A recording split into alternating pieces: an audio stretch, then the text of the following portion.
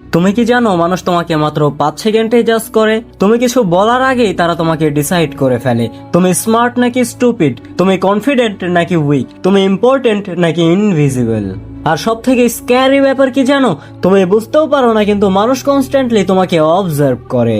তোমার হাঁটা, তোমার তাকানো, তোমার মুভমেন্ট, তোমার ভয়েস, এমনকি তোমার সাইলেন্স পর্যন্ত সবকিছু মানুষ জাজ করে। আজকের ভিডিওতে জানবে যে মানুষ কেন এবং কিভাবে তোমাকে সিক্রেটলি জাজ করে আর কোন মিস্টেক তোমাকে লো ভ্যালু দেখায়। ধরো তুমি একটা রুমে প্রবেশ করলে, কেউ তোমাকে চেনে না, কেউ তোমার সম্পর্কে কিছু জানেও না, কিন্তু বিলিভ ইট অর নট, মাত্র কয়েক সেকেন্ডের মধ্যে ওই মানুষগুলো তোমার একটা ইমেজ বানিয়ে ফেলে। আর সাইকোলজিতে এইটাকে বলে ফার্স্ট ইমপ্রেশন বেস। মানে মানুষ তোমার পুরো পার্সোনালিটি জানেই না, তবুও তারা অনুমান করে ফেলে যে তুমি কেমন মানুষ।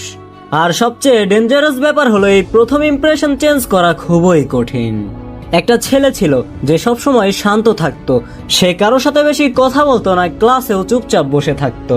তারপরে একদিন ওই ক্লাসে নতুন কিছু স্টুডেন্ট আসলো, তারা ওই ছেলেকে দেখে ভাবলো যে সে অহংকারী, কিন্তু রিয়েলিটি তো ছিল পুরোটাই ভিন্ন। ছেলেটা আসলে ইন্ট্রোভার্ট ছিল, কিন্তু মানুষ তাকে অনেক তাড়াতাড়ি জাজ করলো তার সাইলেন্স দেখে। আর এটাই রিয়েলিটি, মানুষ সত্যটা দেখে না, মানুষ পারসেপশন দেখে, মানুষ ওইটা দেখে যে তুমি তাদেরকে কি দেখাচ্ছ। আর যখন তুমি কোনো জায়গাতে কিছু বলতে চাও, তখন তুমি কিছু বলার আগেই মানুষ নোটিস করে তোমার বডি ল্যাঙ্গুয়েজ, তুমি নার্ভাস নাকি কনফিডেন্ট, তুমি নিজের দিকে তাকিয়ে কথা বলো নাকি আই কন্ট্যাক্ট মেনটেন করো, তুমি কনস্ট্যান্টলি অ্যাপ্রুভাল চাও নাকি কালম হয়ে আছো। তোমার এই ছোট ছোট সিগন্যাল মানুষের ব্রেন ইনস্ট্যান্টলি ডিটেক্ট করে ফেলে। যেমন ধরো একটা ইন্টারভিউ রুমে দুইজন ক্যান্ডিডেট ঢুকলো, প্রথম জনের স্কিল এভারেজ কিন্তু সে কনফিডেন্ট, দ্বিতীয় জন অনেক ট্যালেন্টেড কিন্তু সে নার্ভাস। গেস করো চাকরি কে পেতে পারে? বেশিরভাগ মানুষ প্রথম জনকেই বেশি ক্যাপেবল ভাববে, কারণ মানুষ ফ্যাক্টস এর আগে এনার্জি জাজ করে।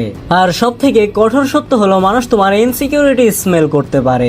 ভ্যালিডেশন খুঁজো, কনস্ট্যান্টলি নার্ভাস থাকো, তাহলে মানুষ সাবকনসিয়াসলি বোঝা যায় তুমি নিজেকেই ভ্যালু দাও না। আর যখন তুমি নিজের ভ্যালু বা নিজের স্কিল নিয়ে ডাউট করবে, তখন এই পৃথিবীর মানুষও তোমাকে সন্দেহই করবে।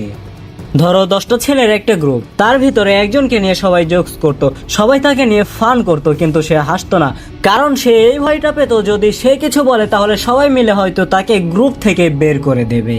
কিন্তু সে এটা বুঝতেই পারেনি যে সে যত বেশি সহ্য করবে তাকে ততই বেশি ডিসরেসপেক্ট করা হবে। আর মজার ব্যাপার হলো মানুষ সব থেকে বেশি জোকস তাকে নিয়েই করে যে সব সময় কম কথা বলে, কারণ সাইলেন্স মিস্টিরিয়াস। যখন তুমি সবকিছুই ছেড়ে দাও তখন মানুষ তোমাকে কুইকলি ফিগার আউট করে ফেলে, কিন্তু সাইলেন্ট মানুষদের নিয়ে মানুষ ক্রমাগতই ভাবতে থাকে। তারা সবাই এটা ভাবে যে সে কি ভাবছে, সে এত কাউন্ট কেন, সে রিয়াক্ট কেন করছে না। আর এই মিস্ট্রিটাই মানুষকে পাওয়ারফুল দেখায়। আর বর্তমানে আজকাল তো বাংলাদেশের মানুষ অনেক উন্নত হয়ে গেছে, এরা রিয়েল লাইফ আগে দেখে না, এরা আগে তোমার সোশ্যাল মিডিয়া লাইফ দেখবে, তোমার প্রোফাইল, তোমার ফটোস, তোমার ক্যাপশন, আর এগুলো দেখে তারা নিজের মনের মধ্যে একটা ইমেজ ক্রিয়েট করে। কেউ এটা অ্যাডমিট করবে না, কিন্তু বর্তমানে সবাই এটাই করে। আর এগুলো ভেবেই ন্যাচারালি তারা তোমাকে কম্পেয়ার করে।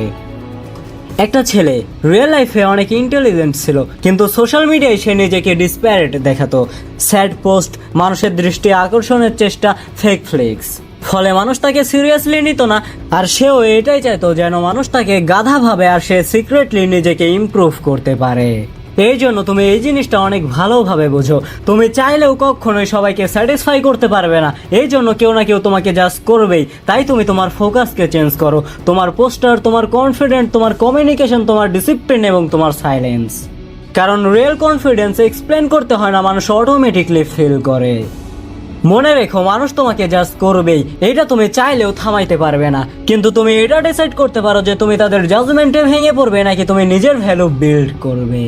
কারণ দিনের শেষে সব থেকে ডেঞ্জারাস মানুষ সে যে সবাইকে পিছনে ফেলে সবার থেকে বেশি এগোতে পেরেছে। ভিডিওটা হেল্পফুল মনে হলে ভিডিওতে একটা লাইক করো আর কমেন্ট করে বলো তুমি কি কখনো কোনো ভুল না করেও মানুষের হাসির পাত্র হয়েছো।